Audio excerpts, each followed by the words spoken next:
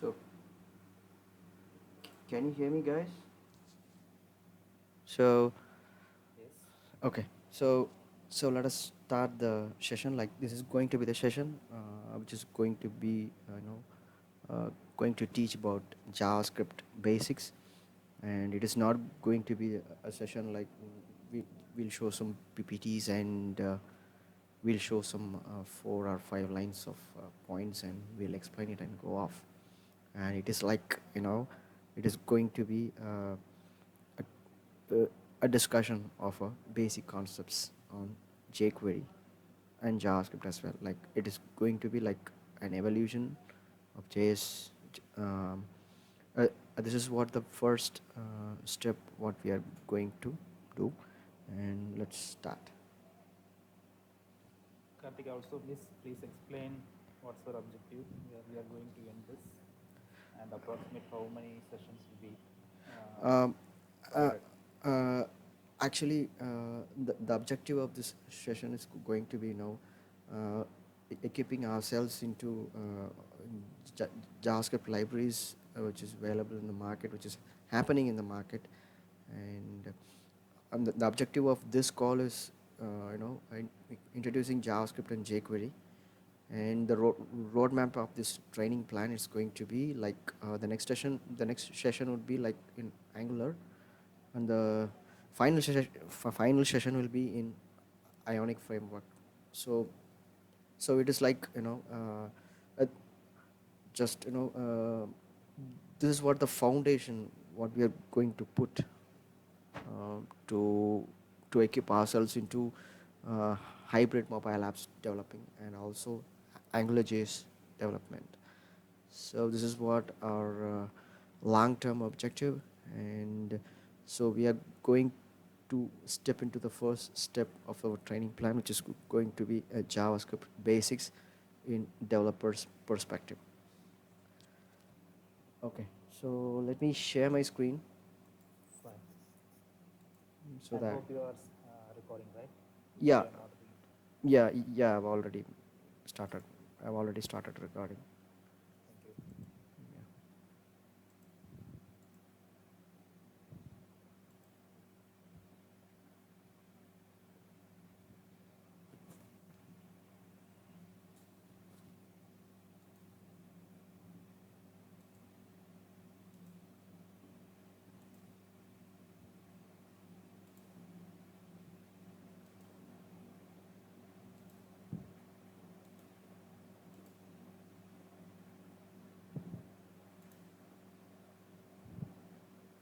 So am I visible with my screen?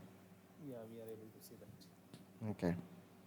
So let me show my agenda.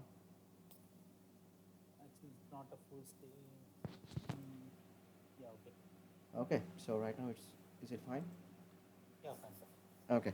So this is what the points, key points we are going to discuss in the Okay. today's session. So um, I know the level of understanding towards the website. It is differed with you each other guys. Like you guys into like uh, various level of development right now. So for uh, for the clear understanding, I'm starting with website introduction. Like how a website works is there are so many components which is working behind a website. If you query a website address into a browser, it will directly hit the domain name server first. That is what the first operation. The domain name server would be the category of the website which is belong to. Maybe it is a commercial website which is .com, or it is going to be inside India which is a .in, or it is a commercial website which is inside India which is co.in. So that is what it is going to get validated, and what it will do is like next it will hit web server, and in that web server, like if this URL has been hit by some user, then what it will happen is like it will redirect to the folder that they have created and the source file which is residing in. And what it will happen is like That is a rules, that is a rules, we already set in that web server, a web server, like in this way it should be interpreted. So from web server it will going to connect the application server. So the application server, it may be any of the environment like what we are using, like it may be a Java, it may be a .NET, or it may be a Core Fusion. So that is a web server. I mean, sorry, that is an application server. So an application server is going to hold the language, the language and the source file of that language. If you are querying index.cfm or index.html, it is going to validate in the particular profile. Like it is going to be compiled and it is going to be interpreted in the particular language inside that application server, and it will be interpreted, and it will it will connect the database server to get or put the data. And once all this hit hit and run, everything has happened, you will get a HTML, pure HTML content into your browser. So that HTML content into your browser, which is called document object model, which will exactly look like this. Like this is our website which is going to get launched.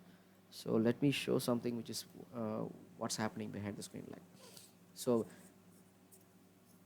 if it is, whatever the language you have written, at last the browser will take, it will run in HTML and CSS.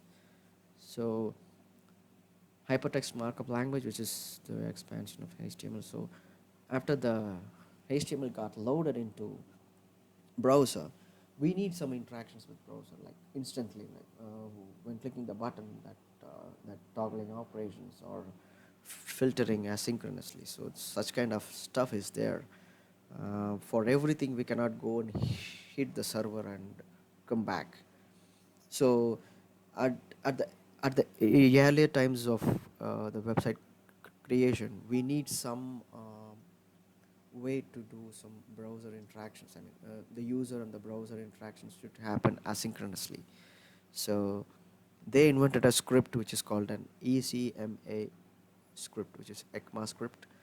And what they have done is, like, they have checked with multiple browsers which is available at that point of time, and they came up with the problems like that ECMAScript is not uh, supporting all the browsers. And what they decided is like they wanted only one script that should execute in all the browsers. So at that time, it is a booming time of Java.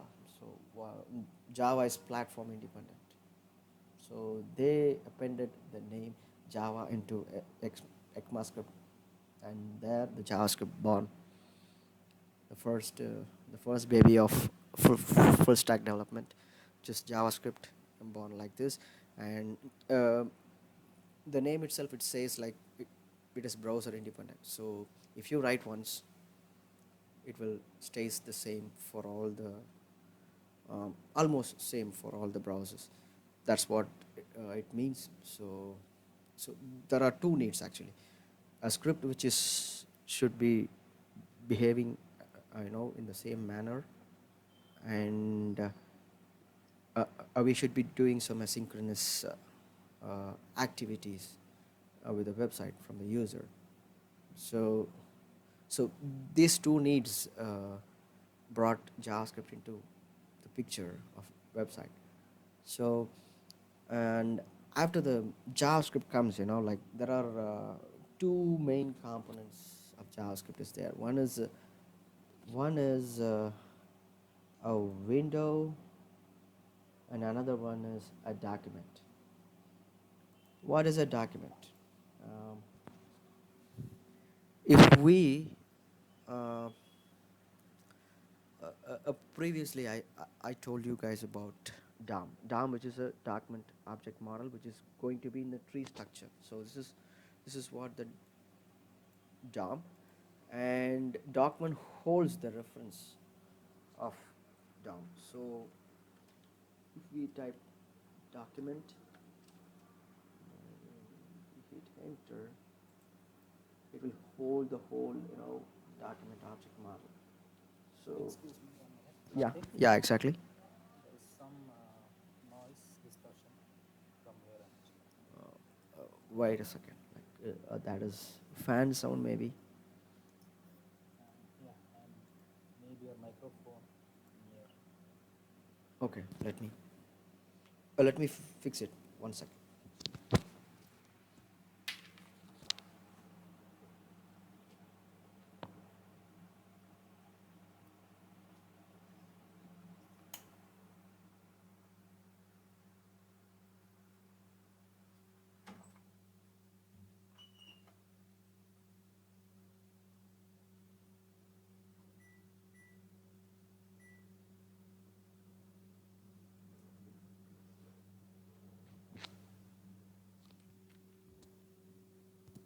Is it clear right now?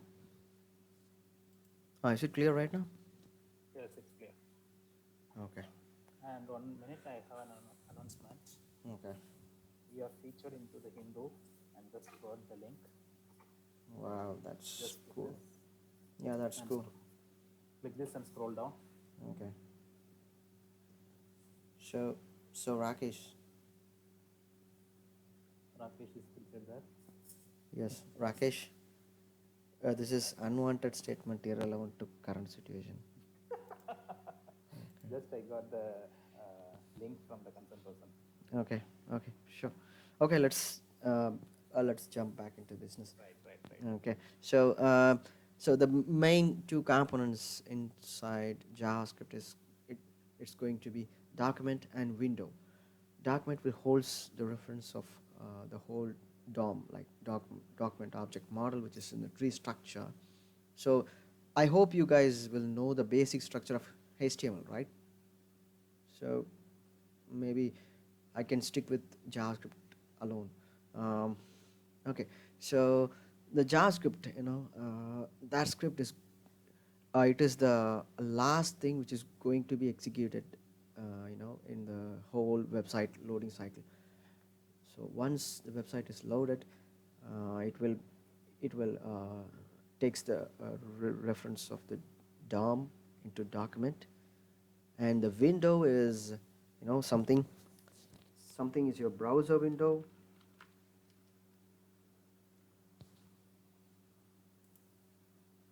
Wait a second, I'll put a log.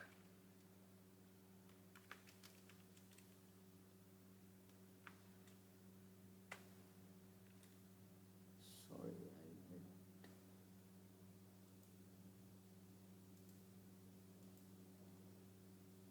console is not okay. And I forgot to say that JavaScript is case sensitive, so it should be said as it is. Like we should not you know change the case. So a window is going to be the reference of your a browser window. Your the website is displaying. So if you are going to do some you want something like a dimensions of the window, or if you are going to apply scroll to your content, the website content, it can be done from here. So these two, document and window, which is going to be it's going to give you a, a, an immense and accurate information of your backend website stuff. And also uh, once the website is got loaded, this is going to take all the informations. Once you once we got the DOM ready, the document is the first object, and the window is going to be the second object, which is going to get created.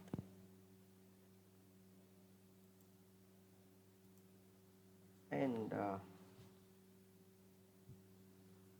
let's stick with the plan, and then events, like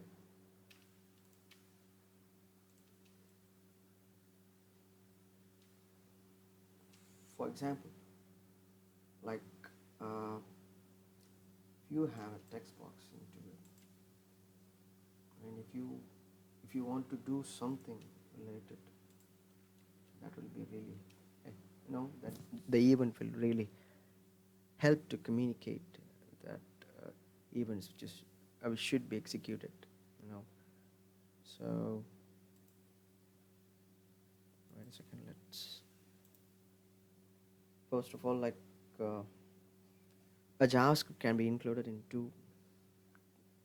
two ways, which is one is a inline JavaScript that you can write it here in the HTML file, and the other one is like external JavaScript, which is like you can write it as a JS, and you can include it here.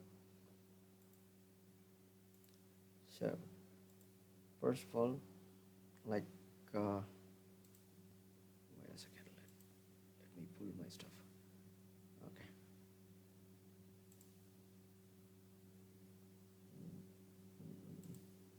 Okay.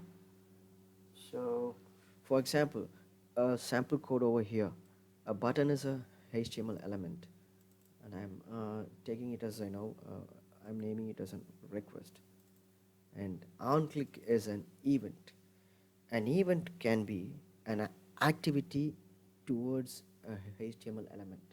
That can be a click over button, or a blur on a text box, or a change event on a select box. So that can be anything like on key press or on key up. So those are all like events, which is going to be which will help us to call some user defined functions. So my function is going to look like that. I mean, forgot this piece of code. Let's go, let's touch it some later. And when I click that button, immediately that function is going to get called. So that is what the immediate action which is going to take part when I click that button. And so events is something like a situation of a logic should execute. That's all about events. And let's go to variables stuff.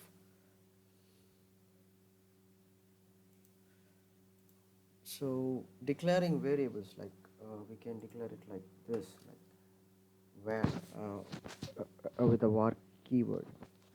It can be a number, it can be a string, or it can be a boolean. A number can be like this, like x is equal to 5, and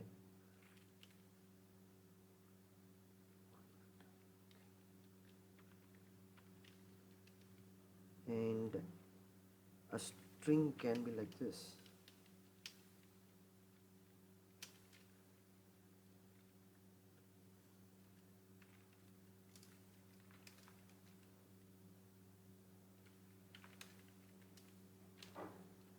In JavaScript, if you enclose something into a single quotes, it will remain as string. So if you enclose this 5 into inside a single quote, it's going to remain as string. So let it's let it stay as number. And if we want to declare a boolean, and we can say like this.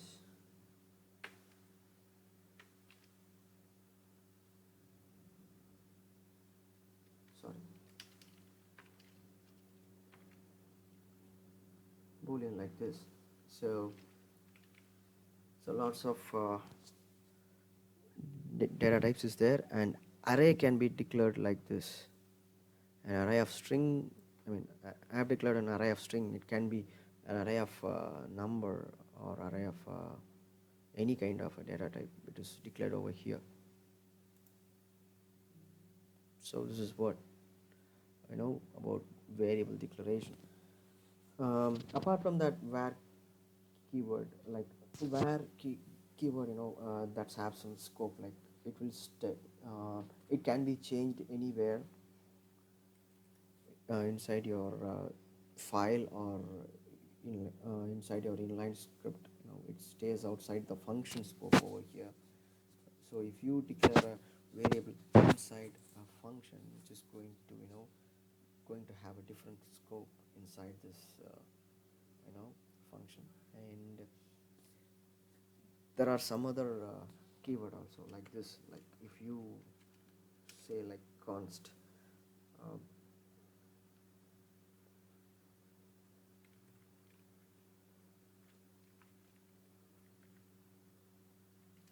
cost is going to be 50, then this is going to stay as a constant value. No, we cannot change it and everything.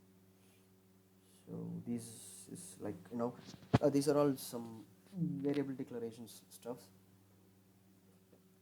And let's jump on to looping stuff. This is a for loop that's it's looping over array. And if I show in browser, it will make sense. So for example, mm, I'm having some fruit as an array of strings. And through for loop, what I have done inside is like an array, and I'm getting the length. So whatever the complex data types, yeah, having it in JavaScript, you'll have that length keyword. That variable dot length will help you to find out the length of that data. So after getting the length, I'm just looping through, just with a simple iteration technique.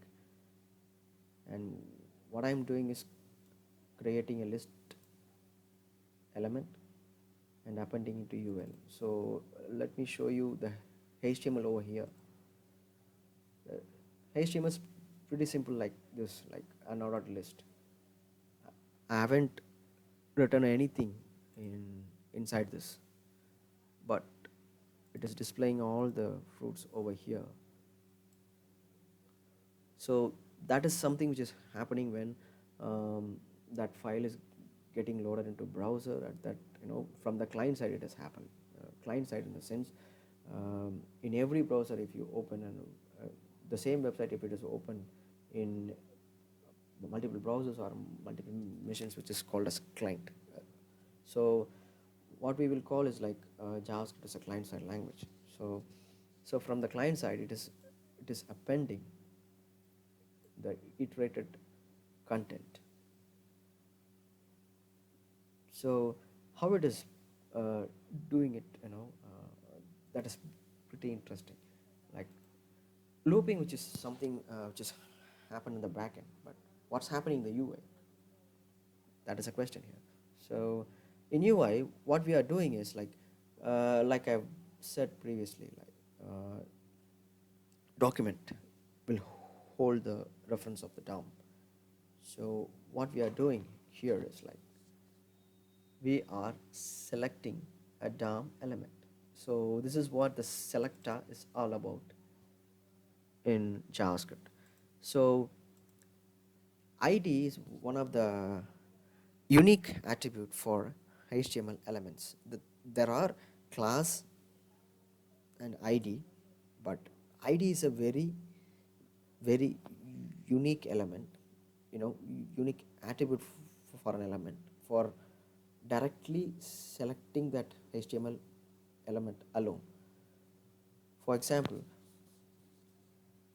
in index.html, unordered list, just having the attribute of ID fruits.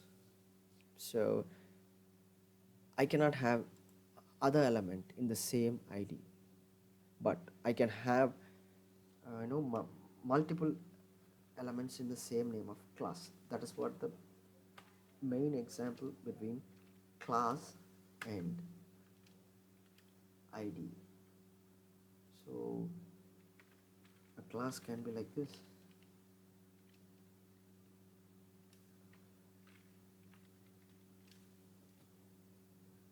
So we are having a very important selector which is called get elements by ID, which will select the what it will happen is I'll show you from the browser.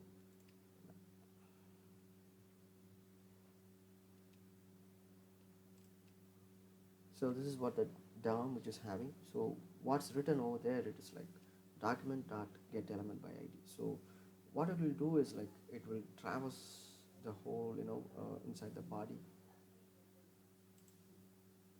So inside the body section, it will come into this directly point out this ID, and it will take the reference of that object. For means we are directly hooking a element from HTML DOM. So after taking it by ID, we are assigning to a variable. And one more utility towards document is create element. You can create element programmatically without writing any HTML script. For example, that there is no li inside this unordered list.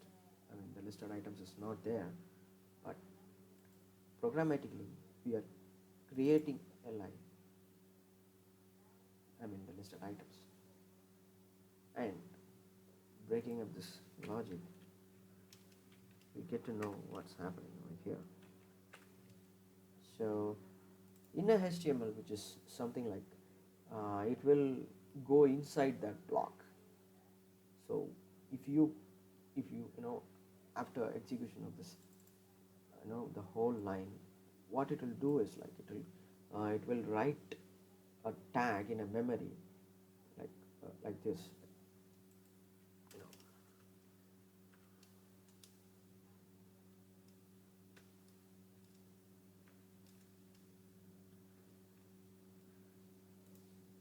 in the memory. It will in the runtime memory it will write like this after this create element.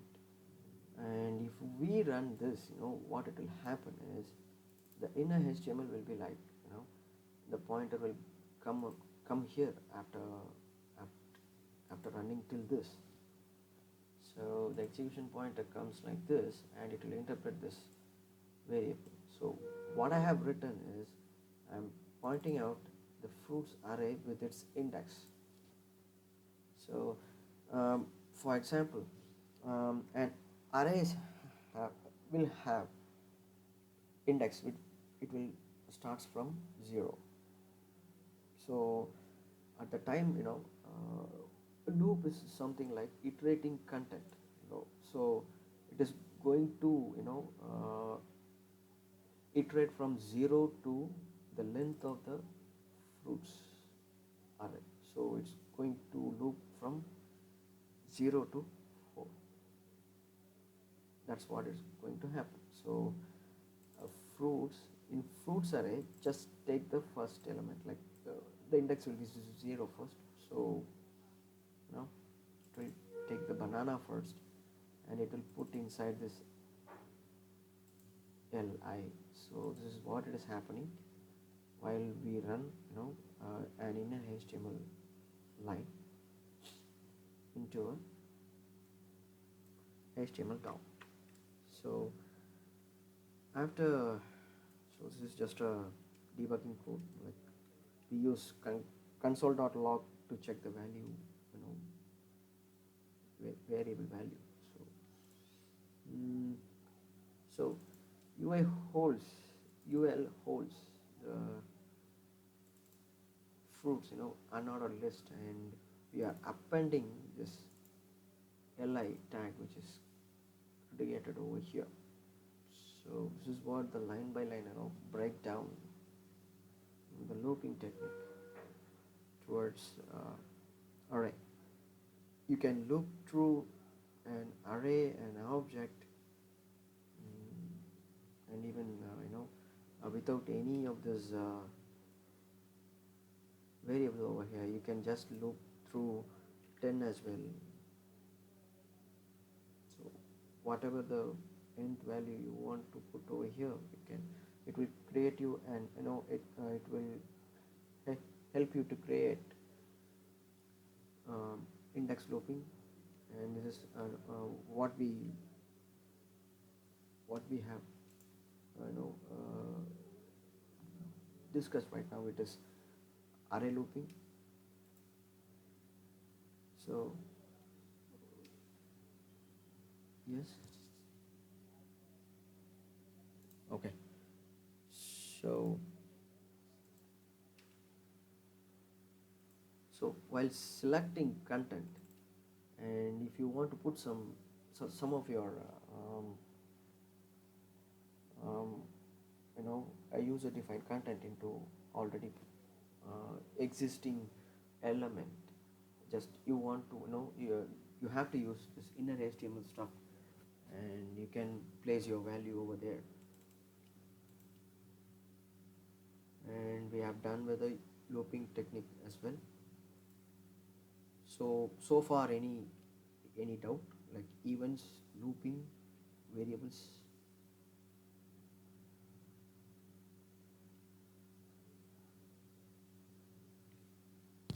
Hello. It seems everybody is fine with this.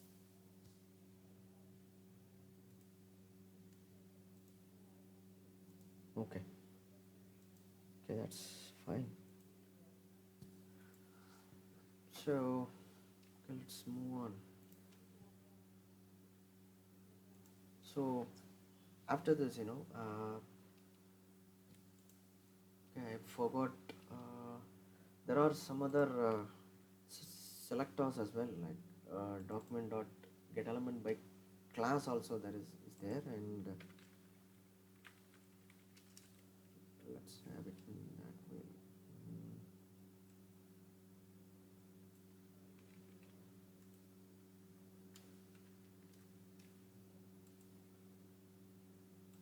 I can say get element by tag. I can say that ul. Mm, for, for time being, I'll just log it so that we'll see what's happening over there.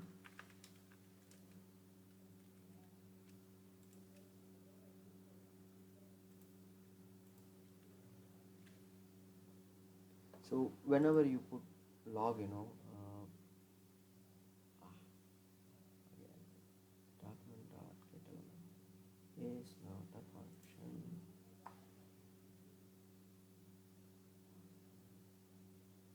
But I have missed it.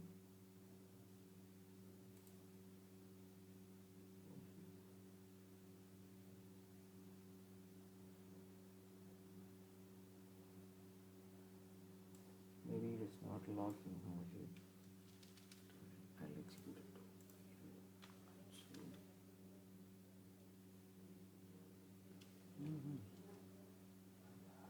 where am I missing it?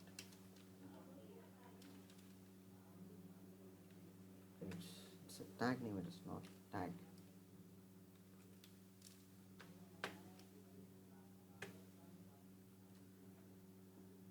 So whenever you select something in JavaScript, it is going to return you some array of objects. That's what it's going to have. So if it is more than one, you will see some 0, 1, 2, 1, 3. Like, let me change it.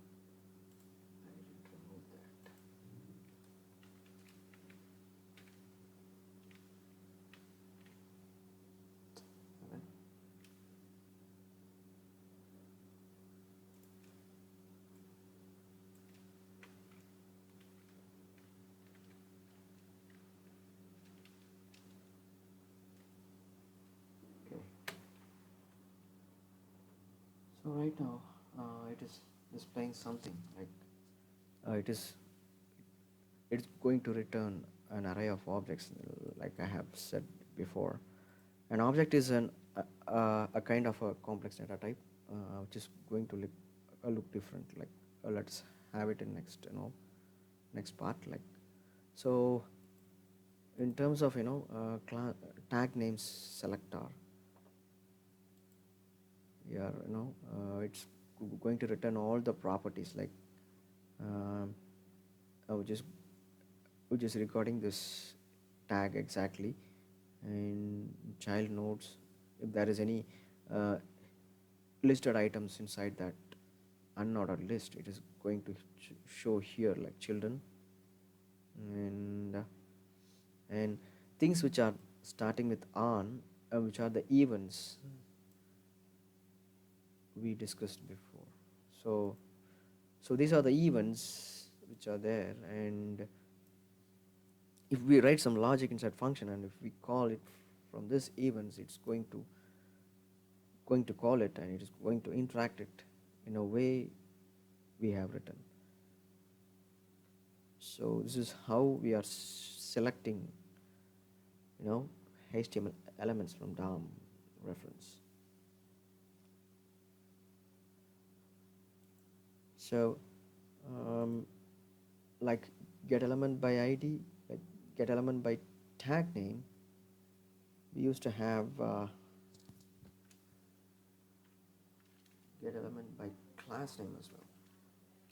Like if we have any something like demo, it is like that, it's there. No, just go ahead and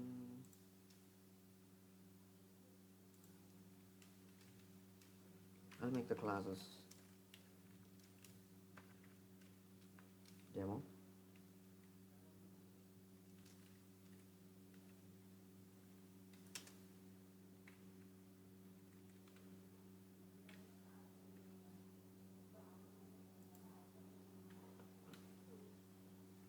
So if I hit enter, it's going to select the element based on the class name as well.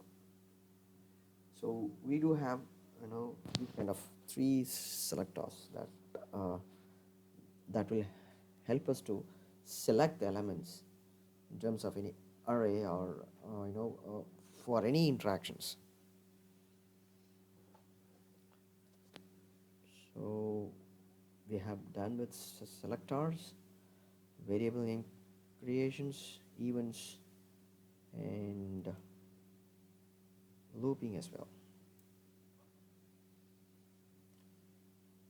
So apart from that, there are some functions called some functions towards this window API. Like if you want to um, redirect the page using without any HTML site code, like we have to access like this windows window location dot href.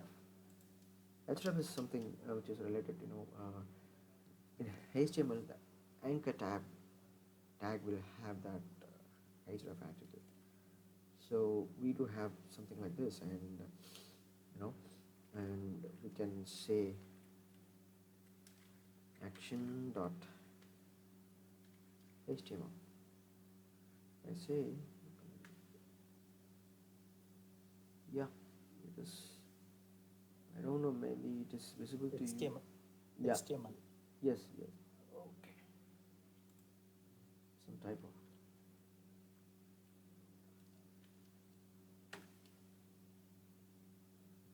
Okay. So this is what the redirection technique, what we will do from JavaScript end. And in website fashion, we used to send some data in URL. Like if we is my address bar is visible or partially visible? Partially visible. Okay.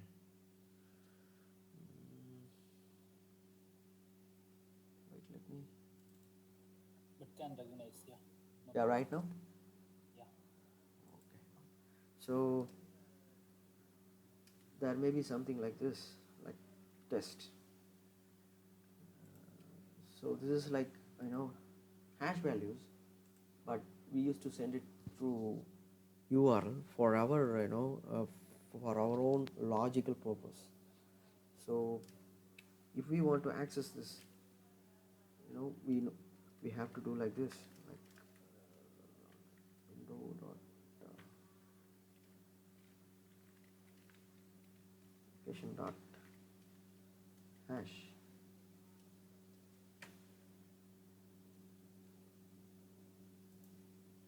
Maybe it is not working properly. Question mark hash. No, it will work.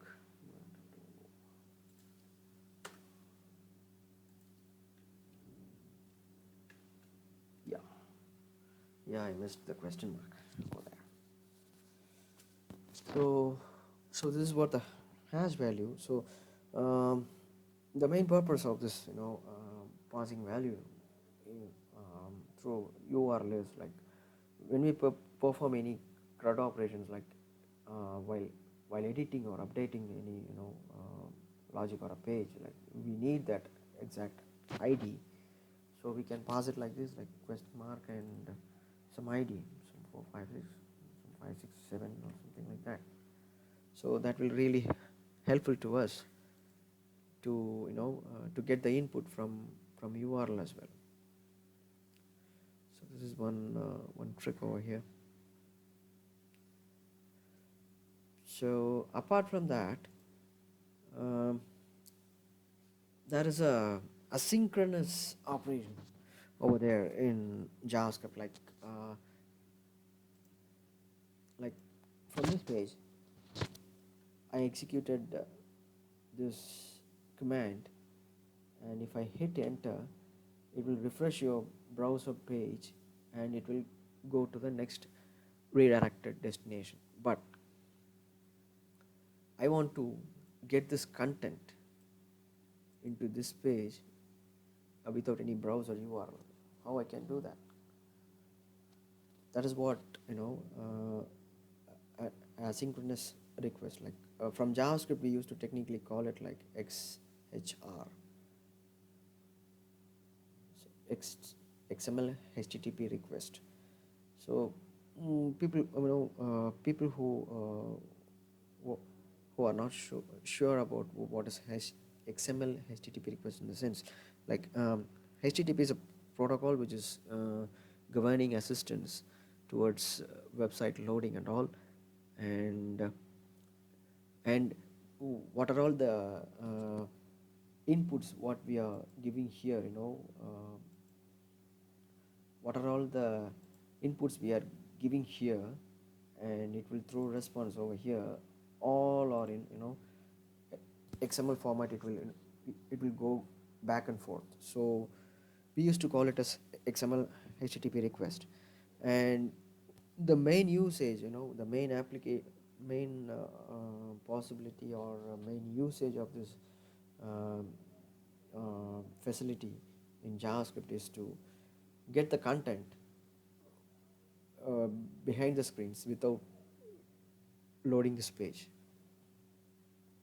For example, previously I have shown this code to you guys, like uh,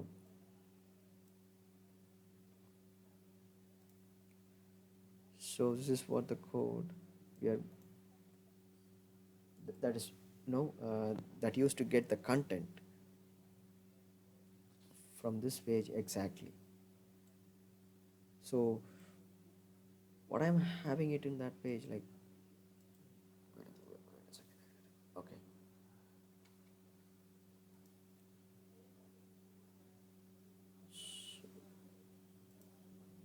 Okay. So just only one line of sample line. So what I'm really doing is like I'm creating a HTTP request,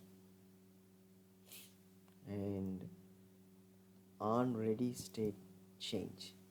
On ready state change is like it is the event, JavaScript event, which is going to get fired when the request is, and the when the page is requested. So this is going to be the callback function for it, and we are going to check, you know uh, the new, it's if, if it is, if it is in the starting stage, we used to check it with 4, and status is something, success or error. A error may be a error code may be 404 or 403, like that. So what we are going to do here is like, this is a if condition, what we are having it in JavaScript. So and this double equal to will check the the variable and the value is equal or not. So when we use expressions, we used to do double equal to. So we are checking that ready state is 4, and the request is successful. So if it is successful, it is going to execute this only one line. What is, you know what it is the um, element I'm going to access is demo, and what I'm going to do is like, this holds the the reference of xHTTP. xHTTP is the uh, request, XML HTTP request. So this holds the reference of HTTP request, and we are accessing the response text, which is going to got from uh, the response text is what are all the content I'm having it in this file, which is going to be the response text, and I'm putting back into this HTML. That is what I'm doing it, and I'm using get method.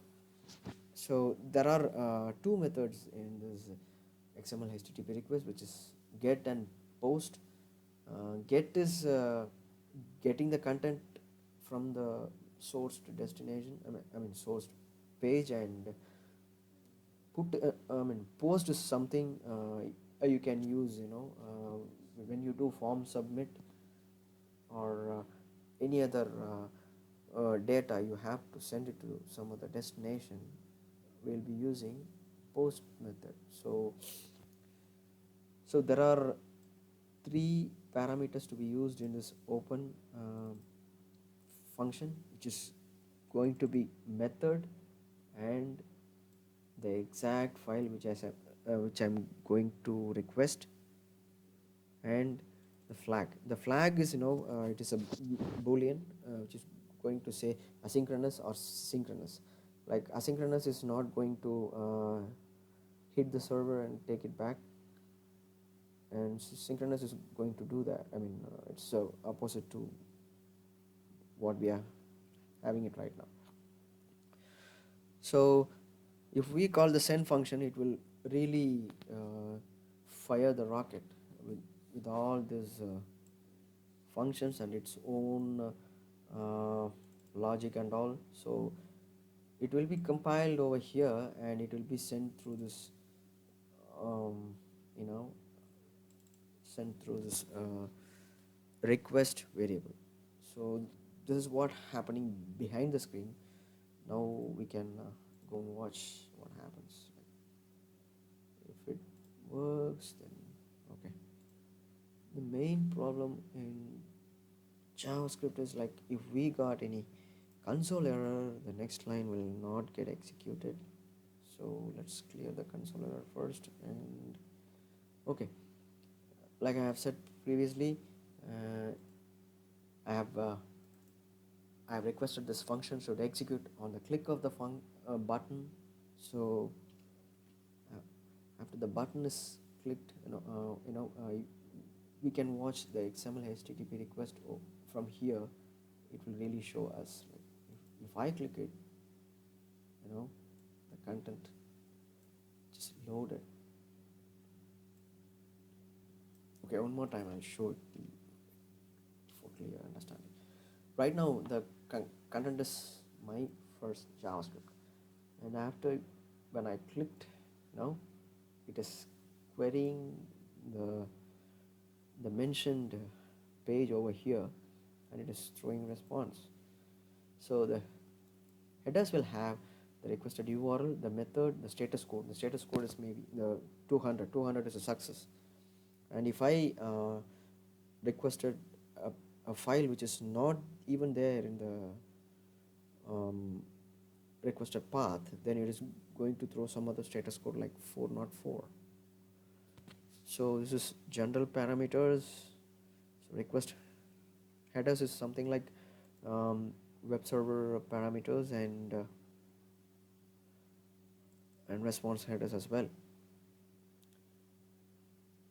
And and response tab is like the raw code from the file what we have requested, and the executed output which will be there in the preview. And you can, okay, and you can check it here, and this is what the time which is got executed. So what happened here is like when I clicked this request button, it automatically calls that load doc function, and it pulls all the content over here, and it got displayed over here. And this is something like milliseconds of the current time. So every time when you click, no, this number will get changed. So for example, if I clicked here over here, it's 70. So like this, it will get changed, and or for every click it will happen. Or the request will get happen. So this is at that time, if we have any this technique is there for us to achieve something without loading our browser page, and as well as to achieve better user experience, that is UX. So this is a starting point of the current age floated UI, or invisible browser. So whatever content what we are seeing in our Android phones and all, so this started over here as a JS, you know so this is what the initial part we do have it. So I think we are done with no we are almost done with JavaScript, and one more um, thing I have to,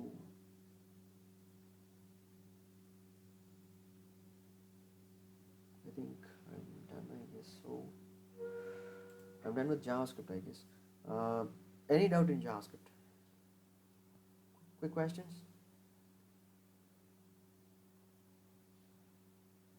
Just a basic, like understand from this, and you can just go and play. Karthik, and regarding the timestamp, hope you explained where it is coming from, right? Yeah, exactly. That get them off. Just Oh, show that part. okay. Actually, there is a built-in date function called new date of. A date of is a function which is already there, which is written in JavaScript, and new keyword is going to create a new reference of it, and which is assigned in this d uh, variable, and d dot get time is going to give you uh, milliseconds of your current time. Like if you query of something like hour of this time, it is going to give you the exact time. So this is what this is where the time comes from. So whenever I clicked, that 1 second delay will be there. So for every second, that millisecond changes with this new date. So every time I'm calling this function, so inside this function, new date, I mean this object is new reference is created, and get time, it's going to be the milliseconds of the current time. So Fine. yeah, so this is And just yeah, yeah, yeah, go ahead. anything else we need to cover on JavaScript basically? Basically, Anything? actually this is a pinch of JavaScript, like selectors, variables, and looping, and this is Selectors, what, variables, looping, right? yeah, selectors, variables, looping, and what we have, what else we have. Yeah, that's it. I mean, Debugging, right? Functions. yeah, a function, it is just, I've already shown. A function is, an isolated logic. What you are going to write it like. If you want this loop, for multiple times, instead of writing it multiple times, just put it inside one function and call that reference like this. So just like JavaScript, user defined function. That's what. Um, Anything else we need to discuss actually? JavaScript is very little we are using in current time. So And for real time, just give an idea on change, on key press, on key up, mm, something. So there are things we are or we will be using in real time. A basic idea. No need of big example. okay, Just with an input type text. okay.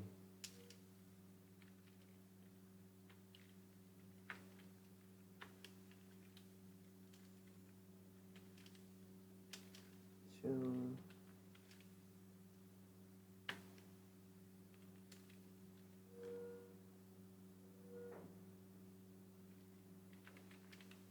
okay, okay.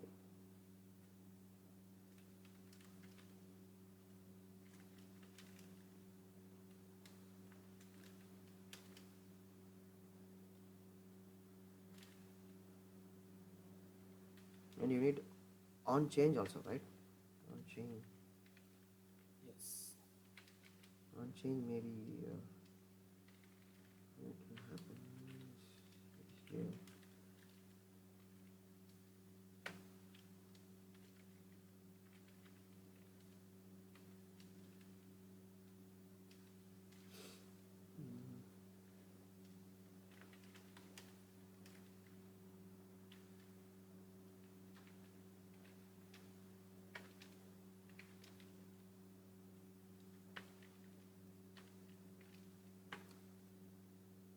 Keyboard problem.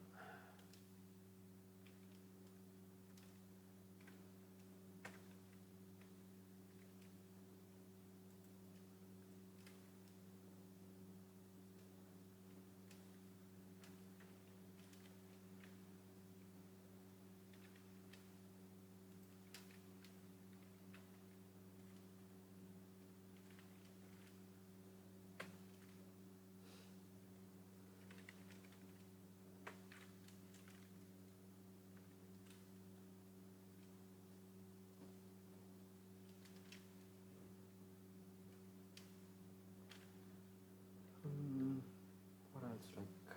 Um, So with this input type text, you can just change the envelope to here, key down, key press, and just show the difference. yeah.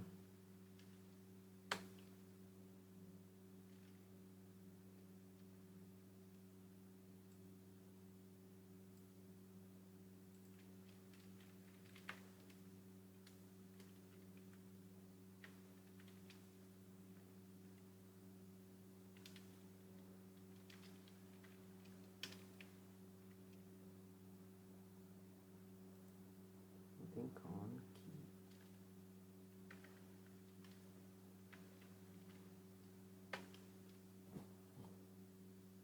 Mm, that would be fine. Right, right. I have to create separate event for that. So for this, create function over here.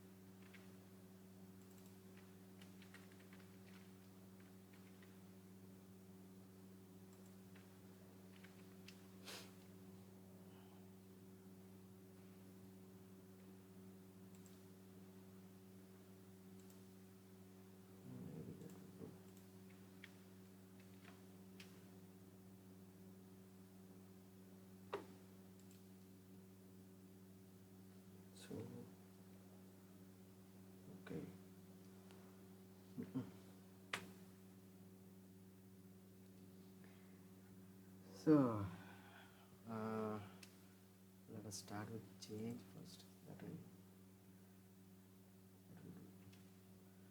Since we are attached with three events in this text box, right? So, so in this text box, if we change any option, then we'll get change event will get called, and if you want some more information, then you have to pass this keyword from the HTML so that it will do. Um, you can access the selected value over there from JS itself. And blur event, which is like if you entered accessing into that, if it is if the text box is dirty, and if you hit tab, or if you went into any other element, the blur event will get called. For example, like this, I mean, I've already entered into this text box, and if I hit, sorry, let's clear this, and if I hit tab, then it will going to fire blur event. And after entering into this uh, text box, if I hit here also, it is going to hit blur event. So basically we used to use this kind of event for validations for forms and all. That's what we used to do. And key app is like when we type anything like key app and key presses. So key app and key presses going to fire on the same uh, note when we type the first ever character in the text box, but there is only one difference in it. So if I delete the character, the key up is going to fire again, but the key press is not, because the key press is going to fire only when you enter a character into a text box. Key up is something like if you made any changes, like if you type or if you delete, it's going to get called. So that is what the only difference between key up and key press. Um, so I think we are good with JavaScript. I'm not saying that this is what all JavaScript is all about, but this is something we have to know before jumping to jQuery. Yeah, people can just what to say, Google out and build up on based on this tutorial. Yeah, So I actually, think we have covered everything, almost the basic things. yeah, Yeah. and um JavaScript is after having these many stuff, we used to find some disadvantages on it. Even though if we access DOM, we are accessing the sorry the exact direct element when we every time hit with the selectors, and we do have performance issues when you use this kind of XML request. So what you guys heard about the word framework, right? Framework is nothing but from the core language we used to implement some shortcut functions which is going to offer you a set of uh, activities which is going to happen. In a simpler way, we can say that a framework which provide you set of functions which is going to offer you more more capability than the core language. So jQuery is one of the framework which is built on the JavaScript. So it is going to offer you uh, more capabilities than JavaScript, but in a better way, like in terms of performance and in terms of selecting an element and playing with DOM, it's going to offer you a lot. So I don't know the history of jQuery, where it founded, and what it is all about, but this is going to blow your mind. Um, for example, um, let me jump into jQuery first. So this is just a table, which I'm having it right here, and jQuery and JavaScript is commonly having only one thing, which is like which is very case sensitive, and in both JavaScript and jQuery we used to use camel case. It is not uppercase and or lowercase. It's like combination of both, which is we called camel case.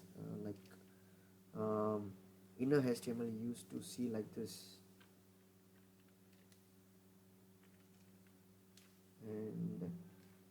and inner height with every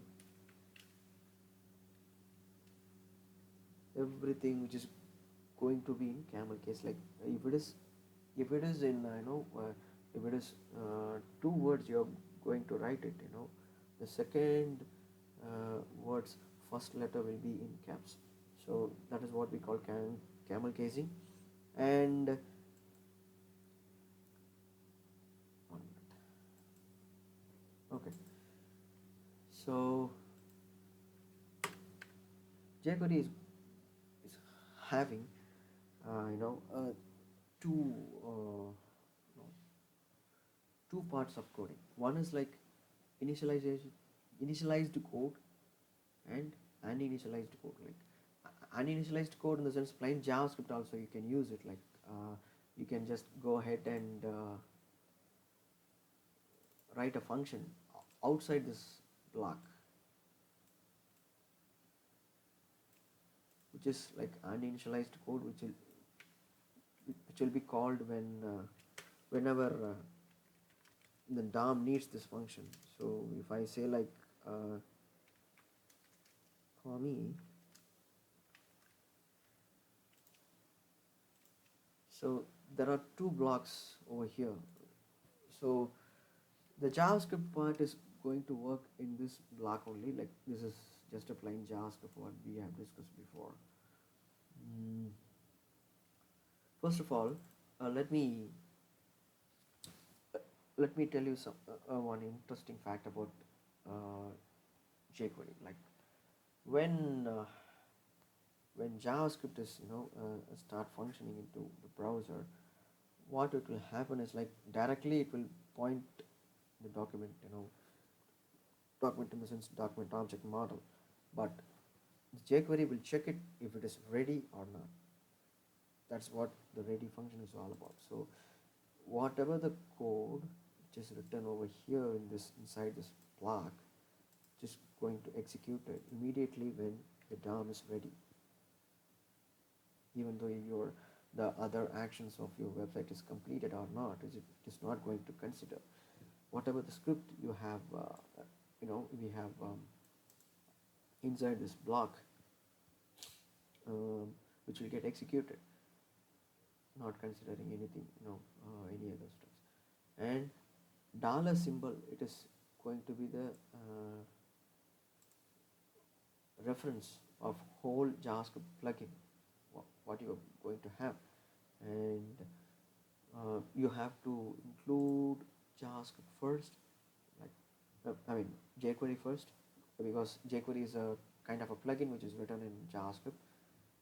So okay, so for time being I have added the CDN part of jQuery, uh, but it is very recommended to download the exact jQuery JS file and include it in our folder. So after including it, what we have to do is like whatever the JS what we have written, and we have to include that as well. And without further delay, like we can jump into jQuery. Like uh, there are two kinds of initializing uh, process, and this the dollar of document is going to be like this is uh, going to take the reference of the document, and it is going to check whether it is ready or not.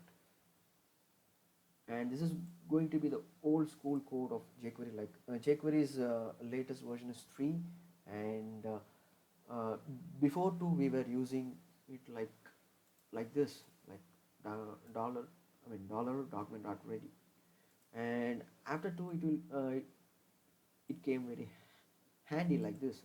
Actually, this is a shortcut of this document not ready. So after you complete this initializing JavaScript thing, we have we have to write some code like selectors, events, and all. So let's jump into selectors. Like JavaScript is having only tag, uh, tag, ID, and class. Mostly three selectors were there, but in jQuery there are n number of selectors. Obviously, tag, class, and ID is there. So this one is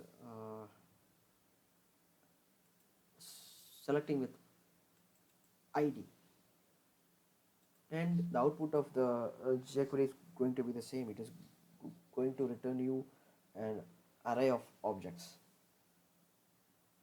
So uh, let's see in the browser, maybe that will give us a clear understanding.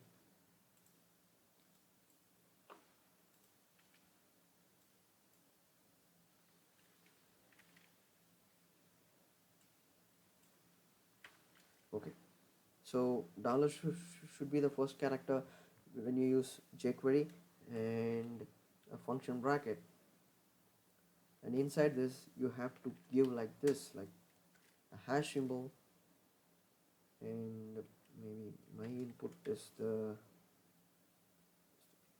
ID name. So ID should be called like this with a hash at the beginning of the ID name. And if you call it val of, it will return you the value of the exact element which is having my input as its ID. So if I enter like this, I don't get anything because my input is the ID of the input. So what I'll give is like test. Right now I'll go and hit the val of function. It is going to give you test. In JavaScript we used to write like this, saying, you know, document dot get element by ID of, no,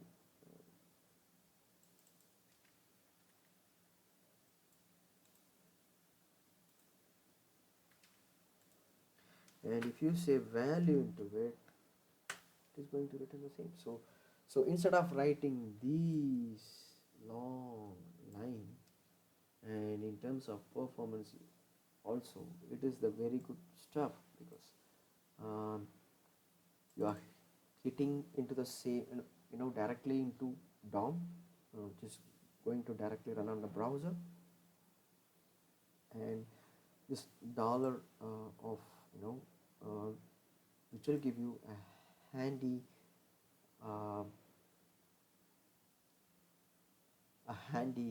kind of a code. So after ID, we can give for class like this, like we can give it like a point. A point will uh, represent a class of an element.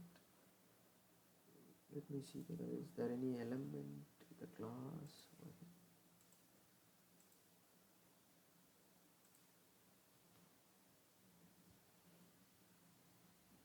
Okay, my table is there with the class. What I'll do is like I'll give table 1. Actually the entire table is is with the class tab1. Sorry. So not value because there's a, so if I select anything like this, I'll get 2. Because I do have same class for the input and as well as the table. So like we have discussed before, it is going to return you an array of objects. So this is going to be like this. So table is the one what we are having it. So what I have to do, if I have to select all the rows inside this table, so if I go like this, and if I put a space, tr is a tag name, and tag selector. So if I hit enter, I get all the 5 tr tags. So this is what the stuff which is really inside.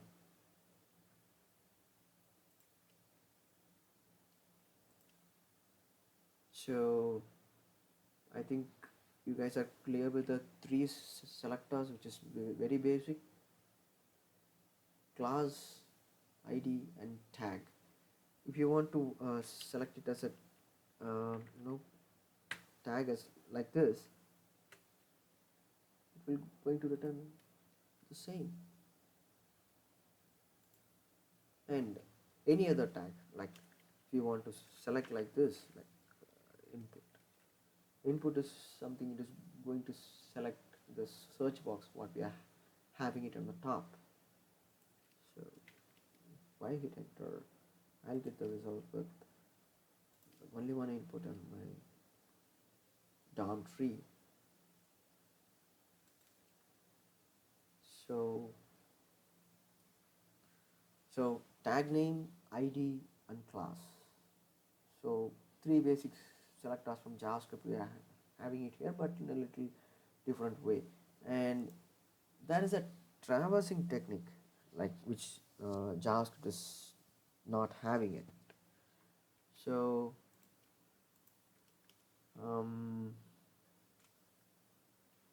I have selected a table and selected a TD. So what I am doing it right now here is, like, a table is going to be the one tag, and I'm commanding the runtime to find the TD tag which is inside table tag. Exactly what will happen is there are 12 TD tags, means 4 rows into 3 columns, 4 into 3, 12 TDs. I'm getting it here. So this is something like traversing technique. Traversing technique in the sense the runtime go inside, with the only one command it can traverse the entire DOM elements. Like for example, I have uh, I have typed like this, like table space td. So what it will do behind the screen is, like, it will go to this table tag and it will search for all the tds, all the td tag, and it will put in an array and it will return to us. So this is what the traversing technique, like traversing is having so many. And this is one of the traversing selector what we are having it. And if you want to select it more than one selector in a single command also, it is possible, like this. I want to select a table tag, and I want to select an ID with my input, and I want to select all the TR. So a comma separated selectors, it will gives you a ability to select, multiple stuffs. Like a table is going to be the one, you know this is a tax selector in output, and this is id my input, that output is showing here as the first element, and all the tr is over here. So this is what the power of jQuery. Like you can do, you can play with it like anything. And wait a second, I'll check myself whether I'm sticking with it.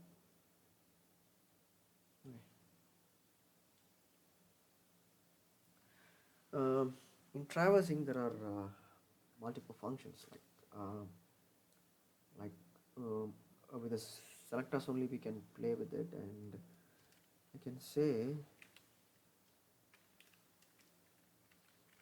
a table dot all the siblings I want.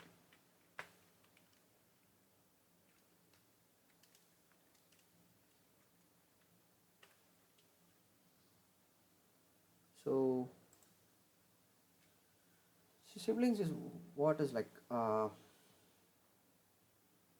it will return its own companions inside that block. For example, like let me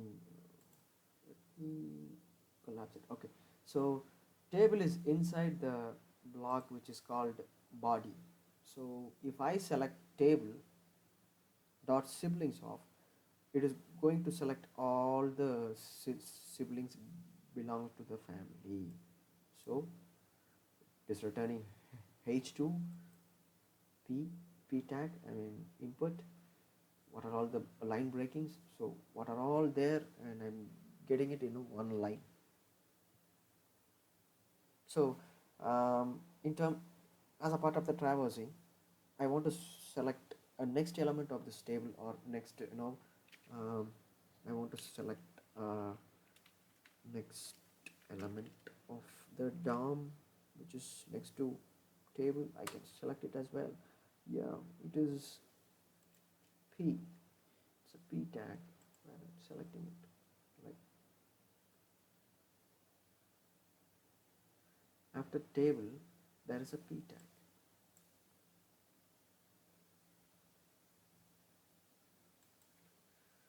And that is not all. And I can select like multiple elements um, after a particular uh, element, like h2 I'm selecting it, and I have to get, and I want to get all the um, element till p tag. So this selector and this selector can be anything, like what we have discussed before so far. It can be a id, or it can be a class, or it can be a tag name, or it can be a traversing selector as well. So next, until paragraph tag. So am I getting it? No, there is no element between um, h2 and paragraph tag.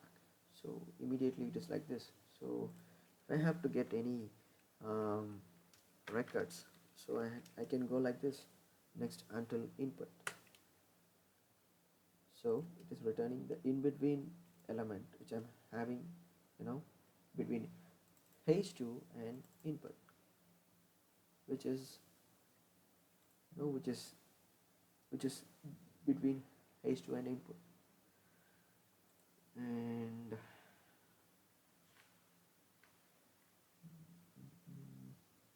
okay,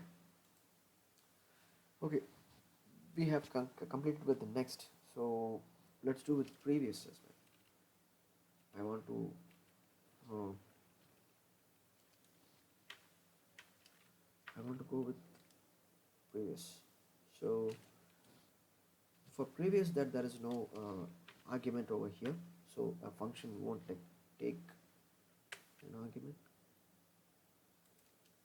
What I'm having it? Oh, nothing. I'm having it. So I'll get some other selector. So input is a element which I'm selecting it, and I'm going to select immediately, which is previous to the input tag. What I'm having it is a paragraph tag which is previous to an input. The same which is applicable, we have next and next and to, right? So we do have previous until as well. So as I have told you already, if it is going to be a two-word function, what you are going to call in jQuery, that you have to call it in camel case. So previous until, I have to have a selector over here, maybe p of last.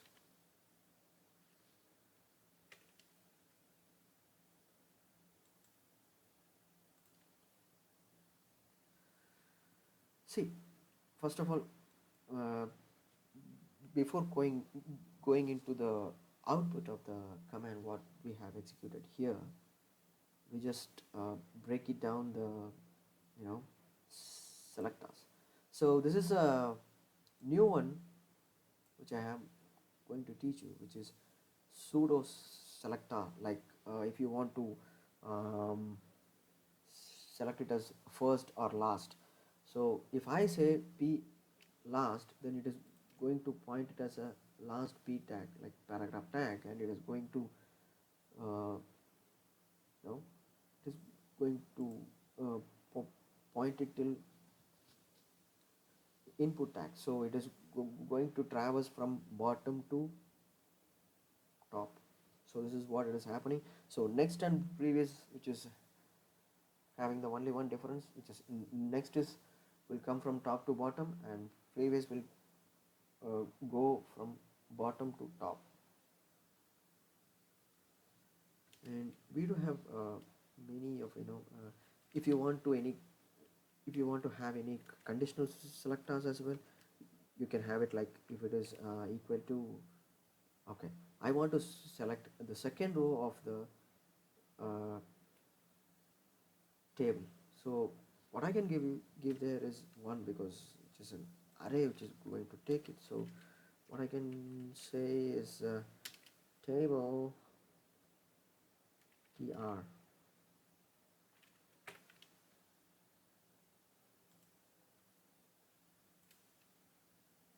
See, we got selected.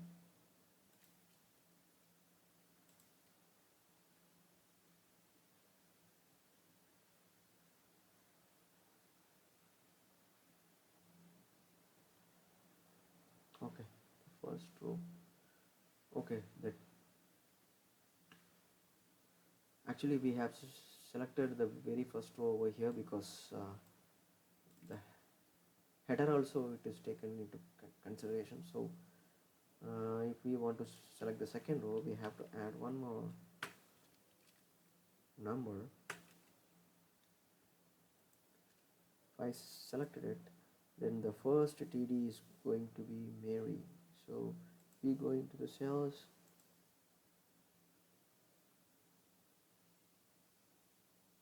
Here is Mary. Where is the HTML we can find? Okay, see, we have selected the second row of the table. So this is just a glimpse of selectors that you can we have n number of combinations. In traversing as well, we do have instead of selecting like this, I want to select something like search.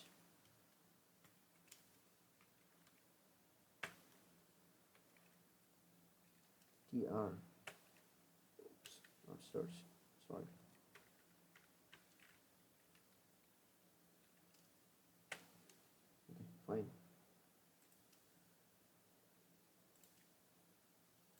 there are n number of combinations. Like if I have to find the very closest element of the parent. So if you find, if you happen to apply any two selectors in one command, then the first one is going to be the parent and the second one is going to be the child what you are looking into. So I want to find the closest tr of table. Even I can get that too.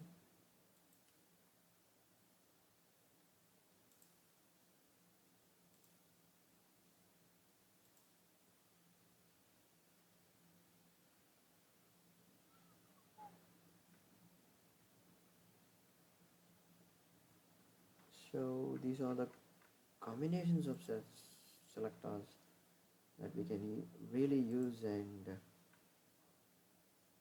in terms of traversing in terms like travel inside the DOM element, which is very easy to handle it and everything. And 1 minute, Kate. yes, Can you give an example using closest star sign? For example, you can change the dually name to something else so that people will understand the real-time application, meaning real-time on where they can apply these techniques. okay, find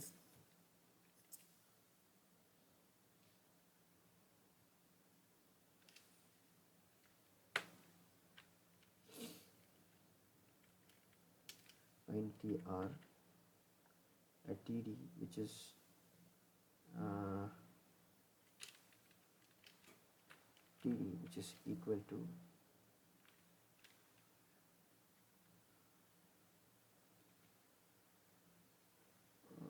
this 0, 1. You can get it or something.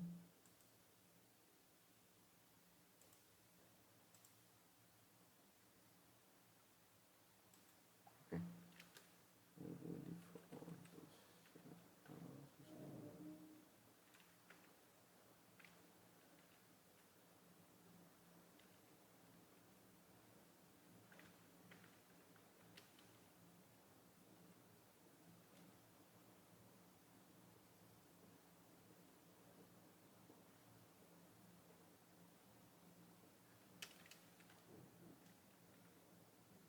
um,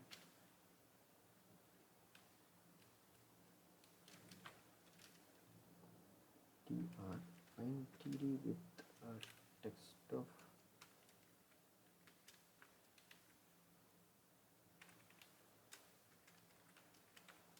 2d. See? Okay, we have So changed. every TD has been replaced with the text VDI, right? Yeah, exactly. So So we have, as said, we have a number of opportunities or possibilities to manipulate the yeah, manipulate the DOM, and it's more useful while we are doing some rigid applications. yeah, exactly. Like instead of hitting the server all the times, like we can use anything like this. It will be really helpful to use, and we do have filters as well. Like this example, I've taken this tabular example for filter. So if I hit J over here, it will record on, it will find all the names with the first name just having J in it, like anywhere. So if I hit A like this, okay, A, it is not a good example. Like if I hit Y, Mary and Julie is having Y. So Is uh, this a data table? no, no, this is not a data table. Just a CSS which is applied like this.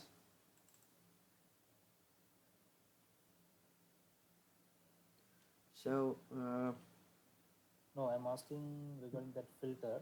How is that happening? actually that is happening. That is happening with key up event which is there, which is appended in that input what we are having it here, like we are binding the value on key up event, and we are filtering with the exactly with the tabular columns over here. I can break it through. So toggle is a keyword which we can use it in a way like uh, you know display something, like fil- filter something from the parent records what we are having it. So this is already, I have told you, like this is going to hold the reference of what we are having it here.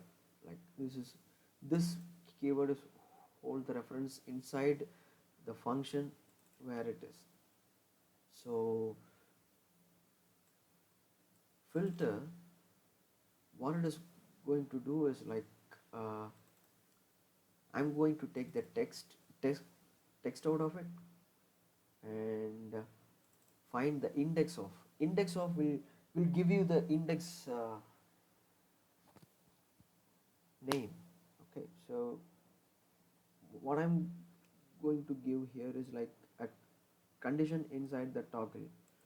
So if the index is not, you know, minus minus one, like, because why we are checking here it is greater than minus one, because um, jQuery and JavaScript will play with array only. So like we know, like array will start with 0.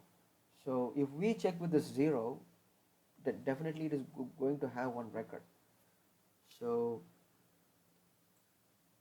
in the toggle field we are applying one condition, like the text lowercase is have, I mean, if there is any index in that text, means we are finding the chance of the entered text in the text which is already there in the TD. Um, in the browser I can explain it clearly. Like immediately when we entered any text inside this text box, it will look for the chances over here in the text which is present there in the TD, and it will toggle all the records. But if it is not having anything, like if I put Z, there is no records is going to be there. So that's what it is happening here. So I think I explained it in my, I mean, in a better way. Yeah, right, right. Okay. We So are able to do that. yeah, uh, actually we beat around the bush a little bit, because we cannot have, you know, a selectors inside a selector, because if we put like this, you know, it will work, but that is not better coding practice to do that. uh, so we are having it in a value, and we are finding the index of the end, no, the find text inside the already um, present text. So that's what we are doing it here. So filter is done, and what else is there? jQuery. Okay, Ajax. Um, so completing all the things after, you know, selector and traversing whatever is there, um, we do have the Ajax stuff over here. See, actually, Ajax will look like this. Dollar is a reference of the jQuery, and Ajax is a, you know, a function which we are calling it to achieve the synchronous request. Like, okay, I want to have a execution like this. Console dot log.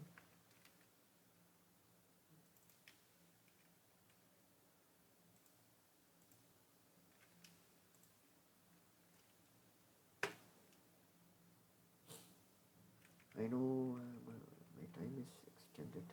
Um, okay, so instead of having this, let's have this. So I'm having it in a way like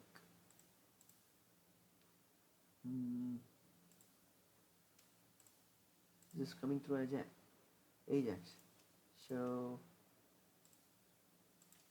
I refresh my page, I'll get the reply. For better understanding, we'll do in a way like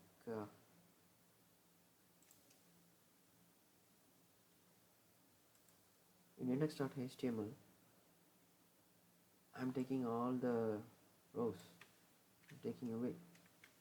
There is no table here, and I'm putting it inside here.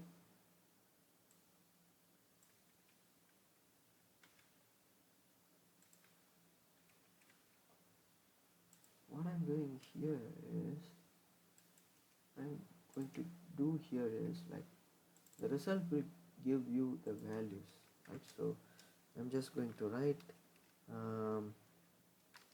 table, inside table I want to get that t body tag,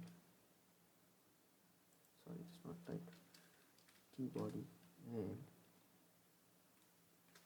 sorry I forgot to enclose the double quotes over here,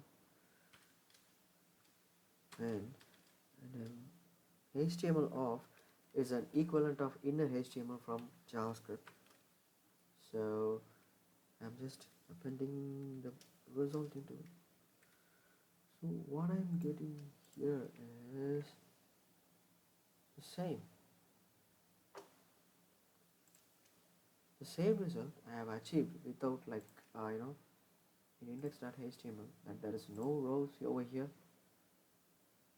As I have said already, whatever the code block which is written here, inside Ajax, I mean the Ajax is written inside this document.ready. So whatever the script which is written inside this initialization script, not considering any actions in the website, it is going to execute this Ajax. So what I got is like the success callback, I got the result, and through HTML keyword I enclosed it into, I mean I have, I have appended the data into this t body tag. I can select this ID as well, that is also possible. Sorry. So inside this I can say just hash like this, and that will work. So the difference between the JavaScript Ajax approach and jQuery approach is like you are not going to write any machine level code. Actually, JavaScript, what you are writing over there in terms of Ajax, it's a machine level code. It is you are writing a runtime level code, in the browser. So comparatively, it's jQuery is comparatively easy to access this kind of Ajax abilities, and Ajax, obviously we do have two methods. When you didn't when you not uh, specified the method name, then it is going to be get. So if you want to specify the method name, it's going to be like this.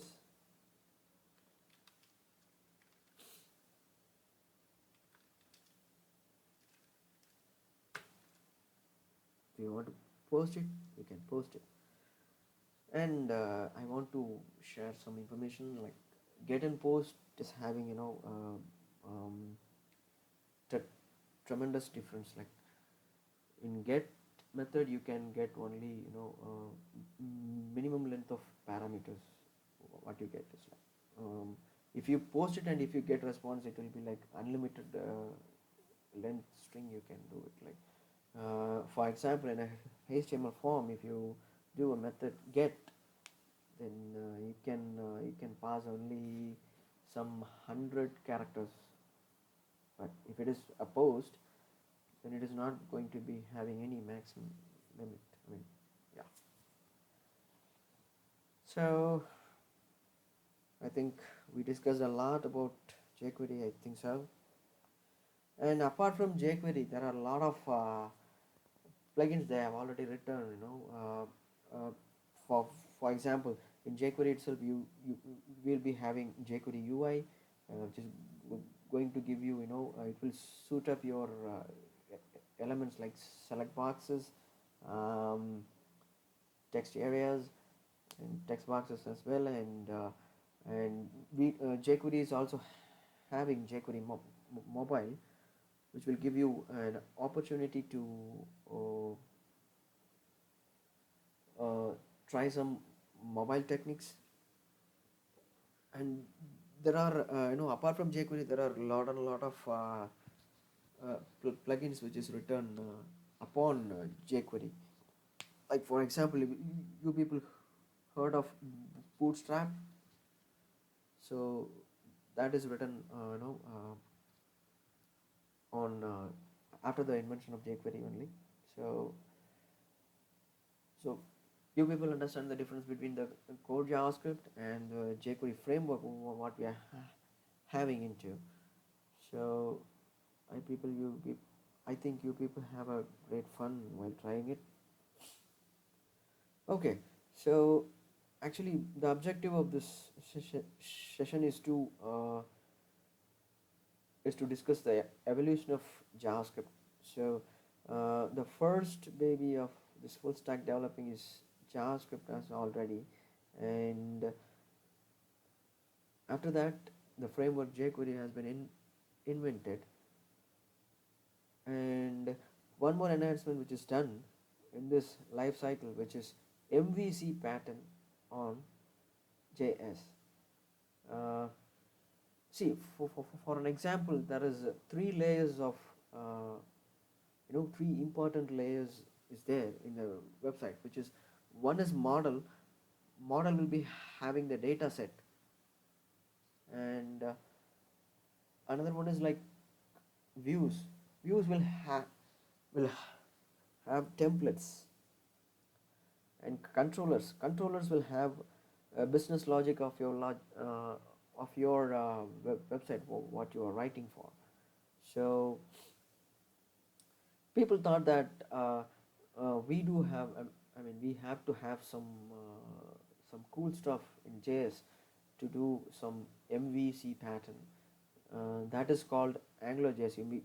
You people might have heard of it, but I'm not going to cover it in this session.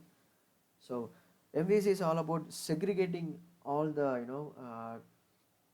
categories of website, like models, views, and controllers. Like what are all the categories which is available?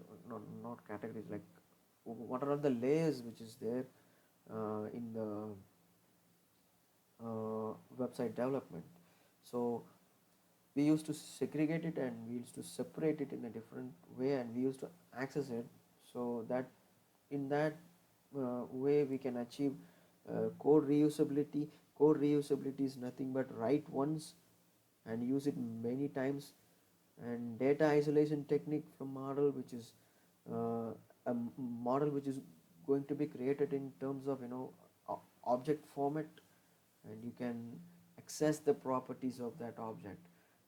That is what we already know. That is what the concept. And AngularJS born in the later of 2010, I guess so. I'm not sure about it, but AngularJS, they have they they have came up with first uh, version with a controller based architecture. Like they used to have a module.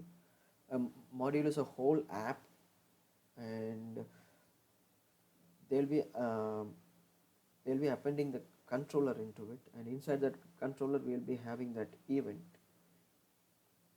So the first version is a controller based architecture where when you hit enter in a first page, then the whole application will get bootstrapped and it will get displayed in the browser. So after a point of time they find it very difficult, and you know they came up with a concept called lazy loading. Like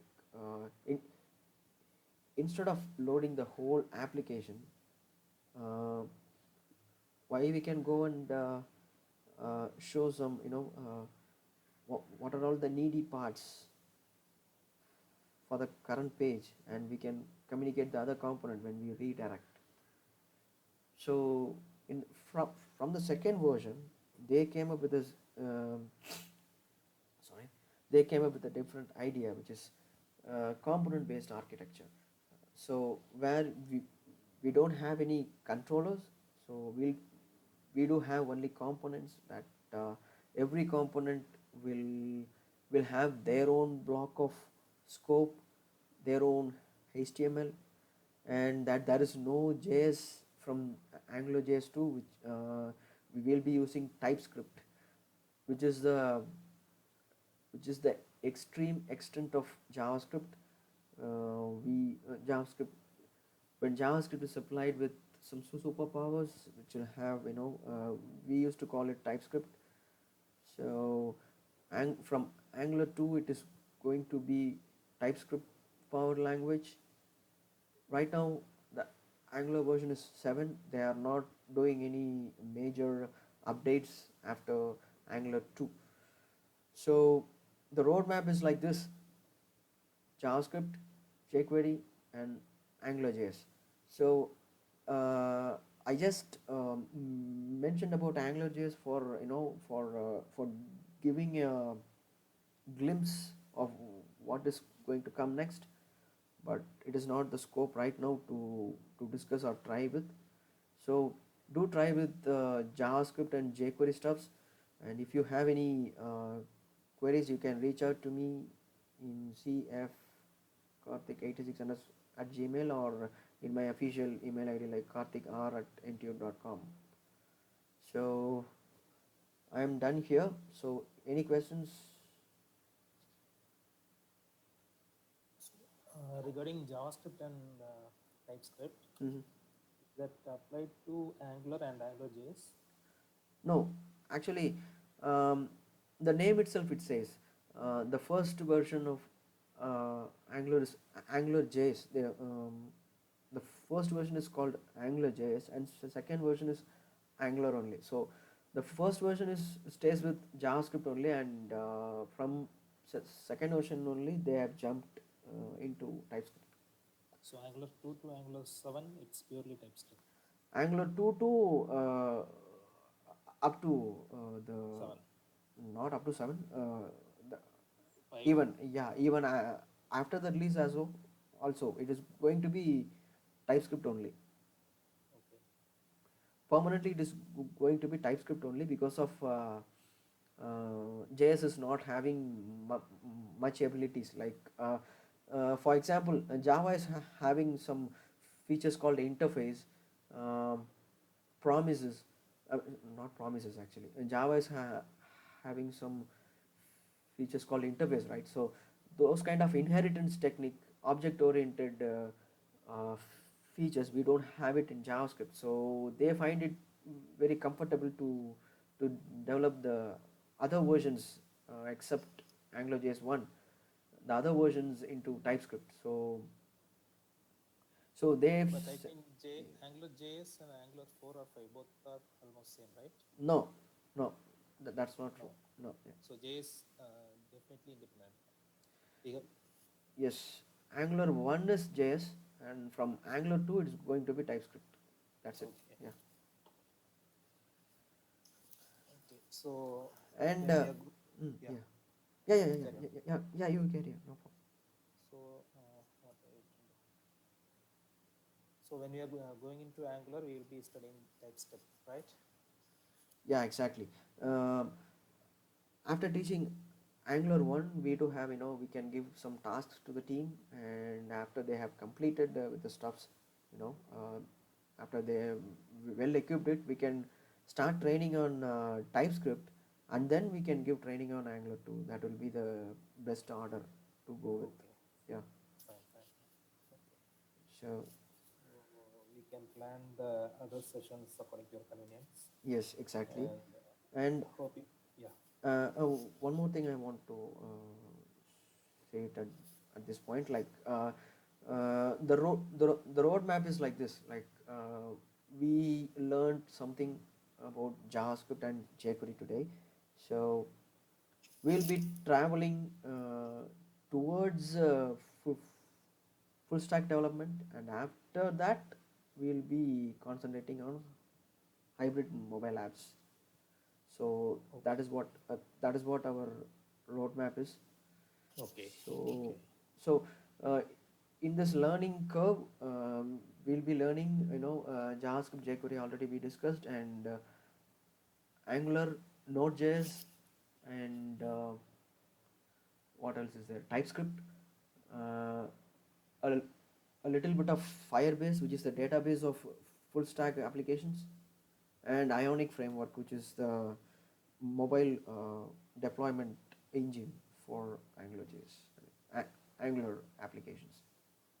okay, okay, okay, fine. So this is what the plan, and every weekend we can have a session like this, based on my availability. Okay, fine, fine, fine. So, in case of any questions, I mean it's a question time. If anybody is ready, I mean, have any doubt, you can ask me. Anybody from Kairos? And we can add Karthik. Actually, Karthik is in Slack. We'll be adding a channel for Karthik for the discussions and training session. And I shall add the Kairos team also. So they can post their doubts or questions, something, and Karthik can answer that in his free time. Okay. So Yeah, actually, Karthik, you are in Slack, I think so already. better. Can we have a WhatsApp group? I mean, WhatsApp that is group. not Okay. that is not official. I don't I know that, but WhatsApp, that will give instant It will instant. be, yeah, right, right. Yeah, That it will will. be instant Yeah, that will be reply. instant. Mm-hmm. Okay, okay, fine, fine. That's up to you. Okay, we can just create that, Okay. and so officially we can have a Slack account also, Yeah, sure, sure, right? You are sure. already on Slack but not active. Okay. Uh, Okay, so let's talk offline on that. On okay, that fine, topic, yeah, yeah, yeah, let's talk offline. fine, fine, fine. Okay, Okay, so fine then, Karthik. And I know you are on too busy schedule, and you are working on Sunday to Sunday or Monday to Monday. okay. So, so Okay, and one more thing, like I'll frame some tasks, okay, in JavaScript and jQuery, and I'll share with you guys so that you okay, can go and try it. And if you have any questions, like you can simply Google it, or if you find any difficulties in it, please do reach me. we can do one thing. We can just create master task or something else, Yeah, and we yeah, can post exactly. task on there. And once people complete that, they will just move it to complete session, and we can. It will be easy for us to review and rate it. Yeah, sure. Okay, so I will create a task on that and share it with you, and you can create task on that. Okay, Okay, okay. So, fine, fine. so after this, I'll share the recorded session. Okay, Okay, so that will really helpful to post it in YouTube maybe. right, right, right. Um, It will, Please, but yeah. We but can just use that for training for freshers, yeah, training upcoming but freshers. don't share it outside now. This is not this is YouTube is officially outside, officially public. Moreover, I think so. Your introductions are not recorded, so you will be in a safe zone. yeah. Yeah, if any error don't like us, yeah, if any error don't like us, or if my manager finds it, that's it. Uh, that's it. Yeah, you have to bear me then afterwards. Okay, okay, okay. So we will keep it, what to say, privately held Yeah. until you are outside. Okay, so Okay. thanks for your time, and it's an awesome session, and I too feel some insights on this, and this Even is good. Okay, even I felt like really it means that in that way I find it. okay, very good, very good. Okay, And so I think Kairos team is also uh, enjoyed this session. We can we will be continuing this until we reach the Ionic. okay, So it and may, yeah, yeah, and I'll and let us share this exercise files with them also, so that they can they can keep it for their own reference. I will keep them in the master task, Yeah, sure. right? Yeah, So it will be real accessible for them also. sure. Mm, Why can't we have a GitHub account so that we can have the exercise files over there, and even so that will be really helpful for us to so everybody like, will be yeah, yeah, posting their codes there, right? yeah, exactly. If anybody wants to add some more points also, that is really fine, right? So But what I'm thinking is, meaning my idea is your what to say. So five people are working on that. mhm. So their so okay, fine. Their contribution will be applied individually, right? Yeah, exactly. And we can have everybody's exercise files also over there. In that we can have Oh, okay, okay. all Just I in will one. make arrangements for Y- that. Yeah, we can have it like all in one place, Okay, okay. so that we can compare everybody's task as well, like how they have achieved Okay. it. Yeah, how they have achieved it, and yeah, we can. If anybody is achieved, super excellently, and we can give us an example to others also. So that will be really helpful. Yeah. Okay. Okay. Fine. Fine. Fine. We'll make arrangements for that. Yeah. Okay. Yeah. Sure. Okay. Thank you. Thank you, Karthik. Yeah. Thank you. What are the lunch plans actually? Okay. Okay. So Okay then. so Mm. thank you guys. Yeah. So Thank you. yeah, we'll have a. Yeah, I already had a great time with you guys, and I I find it very interesting and curious to share something what I know, and I want you guys like make a little better than me as well. So that is what my objective is like. So so Okay. Okay. Fine. Fine. so so So let's okay, let's we'll wrap up. develop the guys to Mm, full stack development. yeah, Okay. okay. So let's wrap up here, and we'll meet some other day. Okay. Okay. Maybe Fine. Fine. Saturday. Maybe Saturday. In any other Yeah. Saturday. Yeah. Right. Right. We can just have it any weekend. Not an issue. Yeah. So Sure. weekdays you will also be busy, right? Yeah. Sure. Okay. So Mm, fine, Karthik. Just yeah. Fine. post me the video. Yeah. Okay. Sure. Yeah. Sure. Fine. Thank you. Thank you. Yeah. Thank you. Bye. Bye. Peristim. Bye. Okay. Bye, guys.